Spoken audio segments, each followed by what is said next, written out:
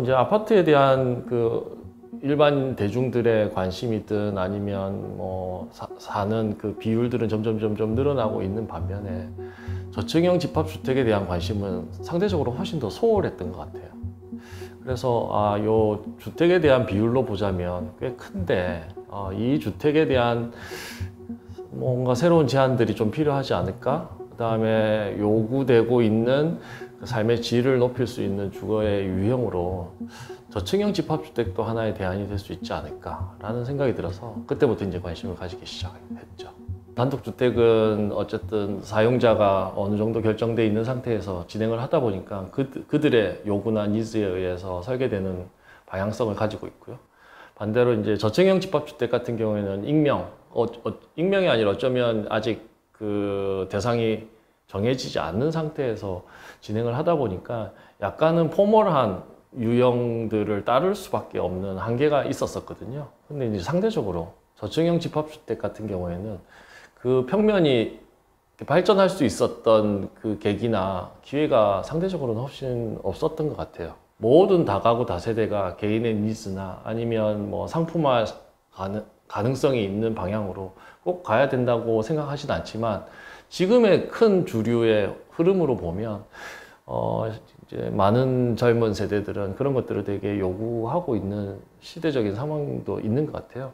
여지껏 이제 우리가 살아왔던 주택의 유형 중에 아파트와 다가구 다세대가 많은 비중을 차지하고 있다고 이야기를 드렸었지만 그 주택의 유형 속에 살아왔던 우리 자신들을 다시 되돌아보면 우리한테 이웃이 있었나? 옆집 사람이 있었나? 같이 살고 있는 그 공동주택임에도 불구하고 사실은 되게 다 분리돼 있거나 아니면 프라이버시라는 이름으로 사실 전부 다 떨어져 있었거든요.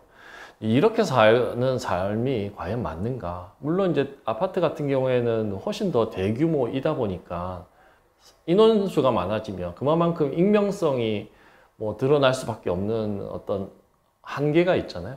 근데 반대로 이제 다가구 다세대? 저층형 집합주택 같은 경우에는 훨씬 세대수가 적거든요. 뭐 많아봐야 10세대 내외 정도?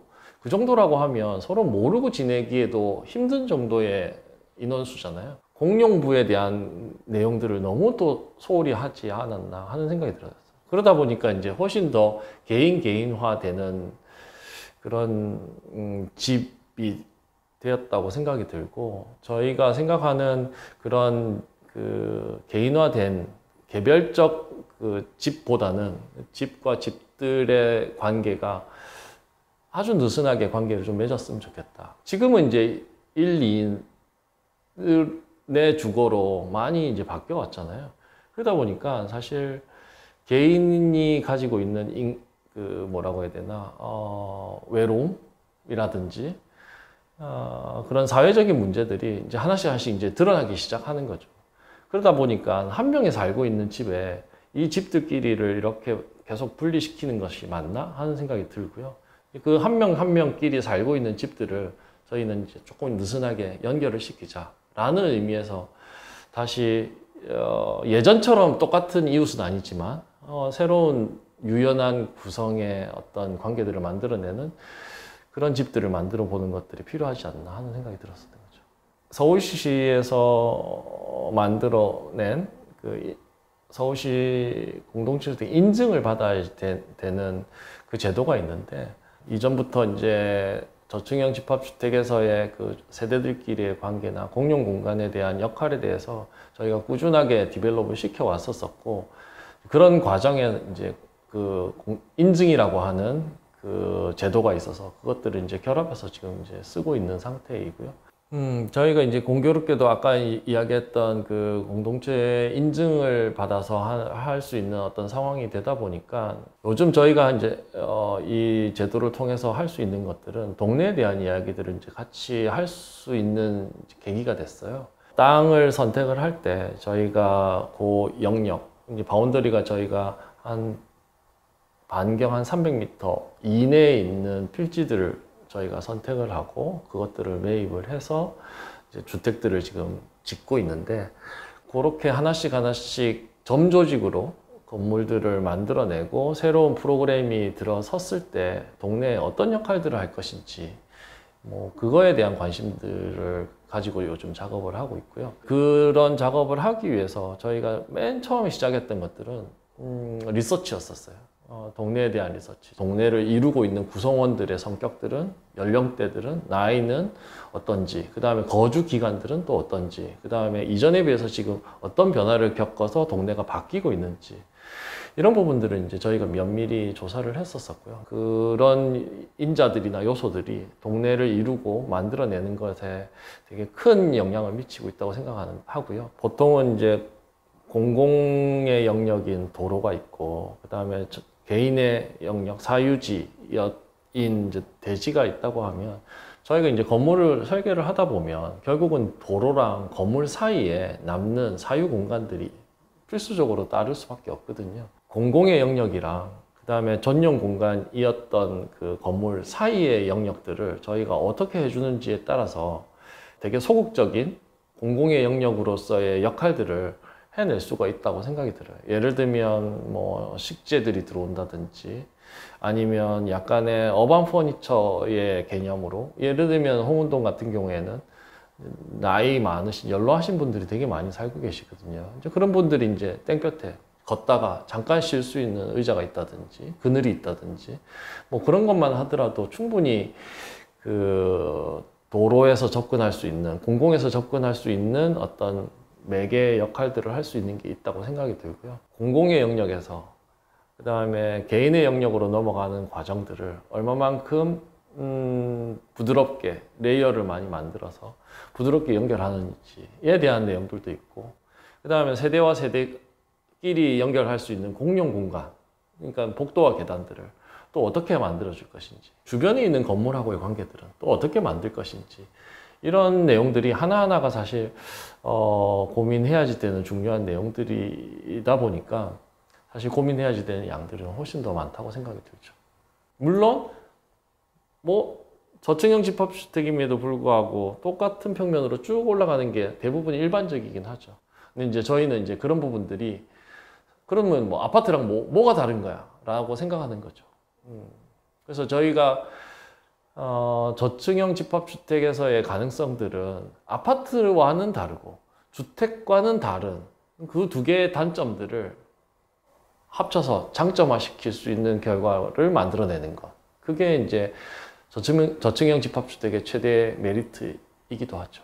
사실 그 이제 우리가 할 수 있는 영역은 개인의 영역 안에서 공적인 영역 부분과 만나는 접점에서 이제 어떻게 구성을 할 것인지, 어떤 계획을 할 것이고, 어떤 제안을 할 것인지에 지금은 머물러 있다고 생각이 들어요. 이제 그런 공공의 필지들을 또 어떻게 재배치하고 그 동네에 필요로 하는 구성 또는 프로그램이 들어오느냐에 따라서 동네는 공공의 역할들은 훨씬 더 많이 할 수 있고 또 해야지 된다고 생각이 드는 거죠. 지금 뭐 동네 구석구석에 공원들은 있거든요. 근데 그 공원을 쓰고 있는 사람들을 보면 어린이 놀이터, 어린이가 없는 동네에 어린이 놀이터가 무슨 의미가 있냐는 거죠.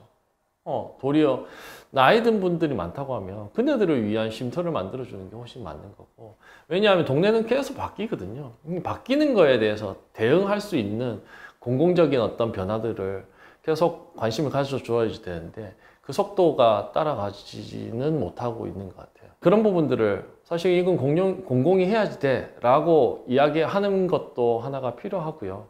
또 한 가지는 개인의 영역에서 공공의 영역으로 나갈 수 있는 접점에서 어떤 제스처를 취해주는지에 따라서 동네의 어떤 변화들은 훨씬 더 빨리 바뀌어질 수 있지 않을까.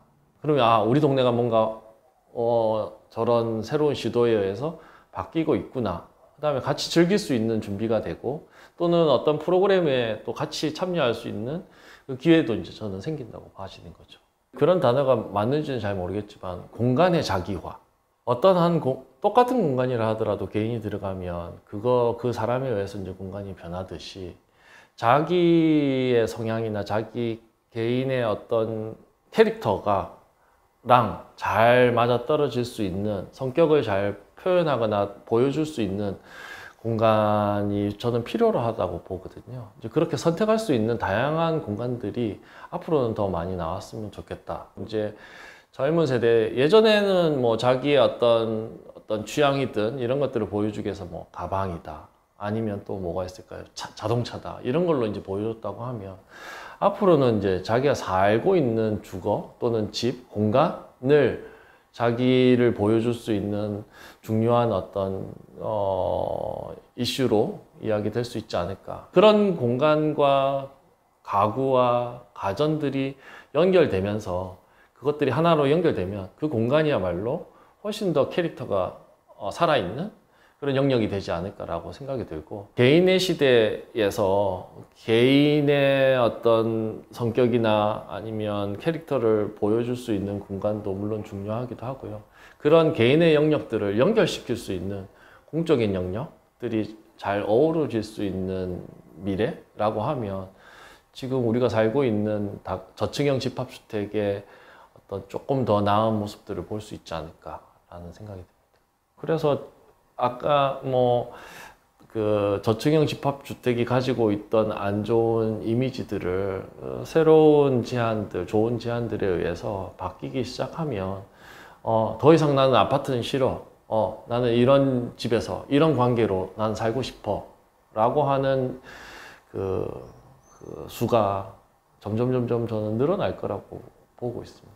그 이전에 우리가 기성세대가 우리가 인지하고 있었던 그 프라이버시라는 단어랑 지금 밀리니언 세대가 느끼고 있는 프라이버시는 조금 단어의 성격이 좀 다른 것 같아요.